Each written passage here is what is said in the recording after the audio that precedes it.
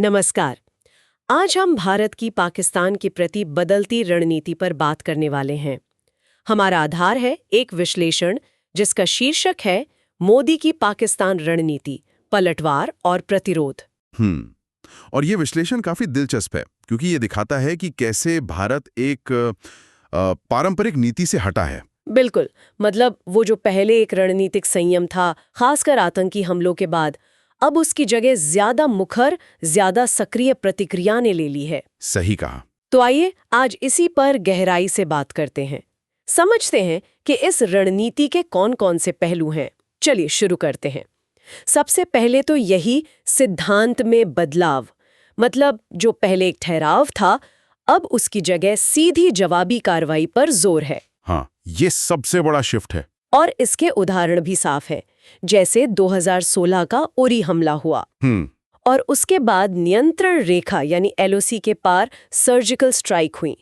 और खास बात यह कि भारत ने इसे पहली बार खुलकर माना भी। हाँ, ये मानना बहुत अहम था। और फिर 2019 में पुलवामा हमला। उसके बाद तो पाकिस्तान के अंदर बालाकोट में जाकर जैश-ए-मोहम्मद के कैंप पर हवाई हमला। बिल्कुल। बालाकोट तो एक तरह से गेम चेंजर जैसा था। हाँ। तो ये दिखाता है कि भारत अब कितना आगे जाने को तैयार है। पर क्या ये सिर्फ मिलिट्री की बात थी? नहीं, ये सिर्फ सैन्य प्रतिक्रिया से कई ज्यादा था। देखिए, इन कार्यवाहियों ने, खासकर बालाकोट ने, ये साफ कर दिया कि भारत अब जोखिम उठाने, मतलब तनाव बढ़ाने को तैयार है, जिसे हम एस्केलेशन लैडर कहते हैं। उस पर भारत ऊपर चढ़ने को तैयार दिखा। अच्छा। इसने एक तरह से पाकिस्तान के लिए नई लक्ष्मण रेखाएं खींच दी। संकेत साफ था कि भाई आतंकवाद की अब एक कीमत चुकानी होगी। इसने जो पुराने समीकरण थे उन्हें काफी हद तक बदल दिया। और हाँ, कूटनीतिक मोर्चे पर भी इसने हलचल तेज कर दी। हाँ, कूटनीति की बात आपने छेड़ी तो इस रणनीति का एक और जरूरी हिस्सा लगता है, वो है आतंकवाद का अंतर्राष्ट्रीयकरण। बिल्कुल। मतलब सैन्य कार्रवाई तो अपनी जगह, पर दुनिया भर में भी पाकिस्तान को घेरने की कोशिश हुई। हाँ, ये साथ साथ चला।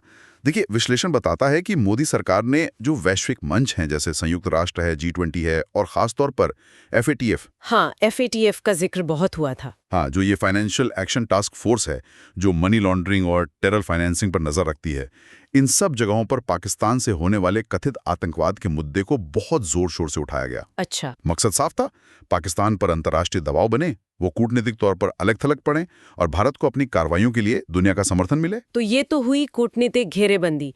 क्या इसके अलावा भी कोई दबाव था, जैसे आर्थिक वगैरह? हाँ, वो भी था। विश्लेषण में आर्थिक और जल दबाव का भी जिक्र है। पानी का मुद्दा, सिंधु जल संधि। हाँ, देखिए, सिंधु जल संधि की शर्तों पर फिर से सोचने की बात उठी।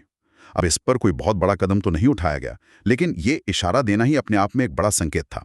दबाव बनाने का एक तरीका। बिल्कुल। और साथ ही पुलवामा जैसी घटना के बाद पाकिस्तान से मोस्ट फेवर्ड नेशन यानी MFN का दर्जा वापस ले लिया गया।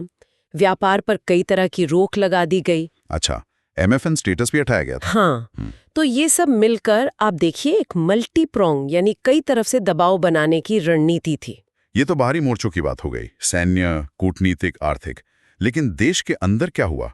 मतलब घरेलू राजनीति पर, आम लोगों की सोच पर इसका क्या असर पड़ा? निश्चित रूप से पड़ा, और विश्लेषण इस पर काफी जोर देता है।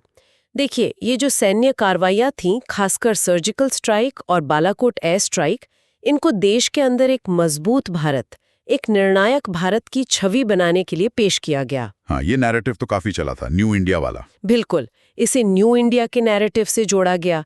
इसने राष्ट्रवादी भावनाओं को भी हवा दी और जाहिर है राजनीतिक तौर पे भी इसका इस्तेमाल हुआ। समझ रहे हैं। तो ये दिखाता है कि विदेश नीति और घरेलू राजनीति कितने जुड़े हुए हैं। एक और मुश्किल पहलू है इसमें, रणनीतिक संकेत और परमाणु निवारण। मतलब एक परमाणु शक्ति वाले पड़ोसी के साथ आप इतनी सख्त नीति अपना रहे हैं, तो इसमें खतरे भी तो हैं। इसे कैसे मैनेज किया गया? हाँ, ये शायद सबसे पेचीदा हिस्सा है और सबसे संवेदनशील भी।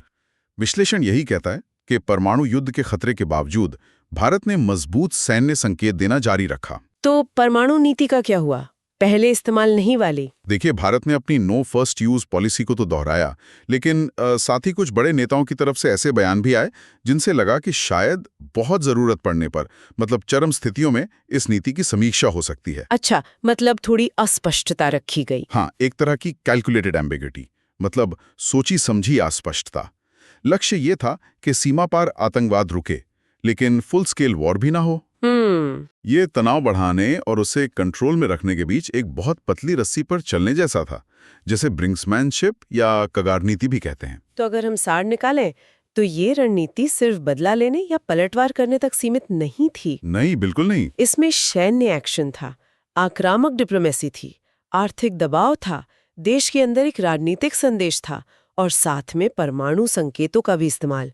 ये तो एक पूरा पैकेज लगता है। हाँ, एक बहुआयामी नजरिया था और पारंपरिक सोच से काफी हटकर। बिल्कुल। और जैसा स्रोत विश्लेषण कहता है, ये पूरी रणनीति असल में तनाव बढ़ाने और संयम बरतने के बीच एक संतुलन बनाने की कोशिश है। अंतिम लक्ष्य यही है कि बिना बड़े युद्ध के भारत अपनी सुरक्षा चिंताओं को दूर कर सके। इस पूरी बातचीत के बाद मेरे मन में एक सवाल आ रहा है, शायद हमारे श्रोताओं के मन में भी आए, कि दो परमाणु शक्तियों के बीच इस तरह की कगार नीति या ब्रिंकमैनशिप वाली रणनीति ये लंबे समय तक कितनी टिकाऊ हो सकती है और इसमें क्या ऐसे खतरे छिपे हो सकते हैं जिनका अंदाजा लगाना मुश्किल हो। सोचने वाली बात है।